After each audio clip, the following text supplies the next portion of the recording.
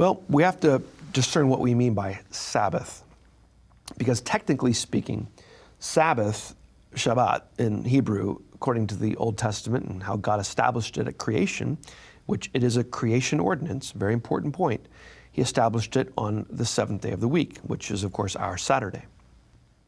Now, most Christian scholars have agreed that what God established there as a creation ordinance was fundamentally a day of rest in the cycle of 1 and 7. That it's secondary that it happened to be on the seventh day. That the point is that it was a day of rest in the cycle of 1 and 7, because, according to calendars and so on, and as things change throughout the years, what is actually the seventh day, the sixth day, the fifth day, and so forth. But in the New Testament, of course, we see that Christians were gathering together on the Lord's Day. And we understand that the Lord's Day was the first day of the week to celebrate and commemorate the resurrection of Jesus Christ. And so as John was in prayer on the Lord's Day, as we see people in Acts of the church gathered on the Lord's Day from time to time, the impression we're given is that the Christians in the first century understood and saw that the first day of the week was really the Christian Sabbath, or the Christian day of worship. And so today and throughout history, Christians have looked at the first day of the week as the Christian Sabbath. Now, whether you call it the Lord's Day or the Christian Sabbath or simply the Sabbath is, in my mind, secondary. The New Testament calls it the Lord's Day. I think theologians have rightly, such at Westminster and much of our forefathers have said, well, it's the Christian Sabbath. It's the Christian day of rest and worship. And I think that's perfectly fine. And so should we celebrate the Christian Sabbath? Should we celebrate, commemorate, keep the Lord's Day? Absolutely.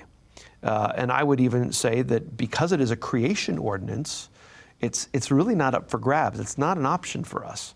I would say that Christians are really called to have that day, the first day of the week, as the Christian Sabbath, as the Lord's Day, a time for rest, a time for worship, a time for fellowship, a time for, mercy ministry, and even for those deeds of mercy and necessity. Doctors, firefighters, police officers, nurses, and so on.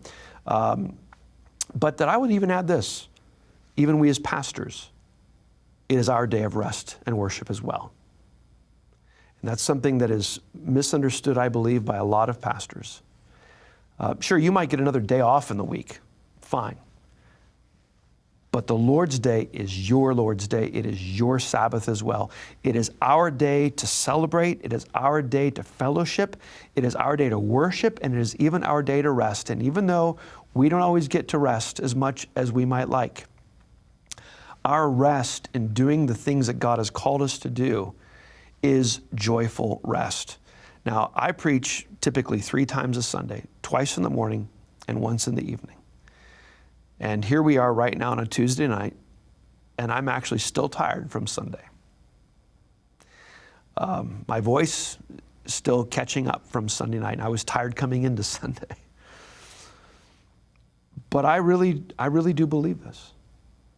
I believe that my work in ministry and preaching and serving the Lord, and quite frankly, it's not just preaching, it's greeting people between services and all the rest, answering questions and talking to folks. All that is a part of ministry. It's a part of service. But I don't hold what I do any differently than any Sunday school teacher. You've taught Sunday school for over a decade. I don't hold what I do over deacons and what other elders do, what ushers do, what other teachers are doing. We're all doing ministry. I just get to help lead in the celebration along with the choir, along with our chief musician, along with other pastors, along with the musicians. I'm helping to lead in the worship and lead in the celebration. And so I think we need to see it, all of us, as our day of rest and worship, because it's a creation ordinance that God has established for history throughout all time.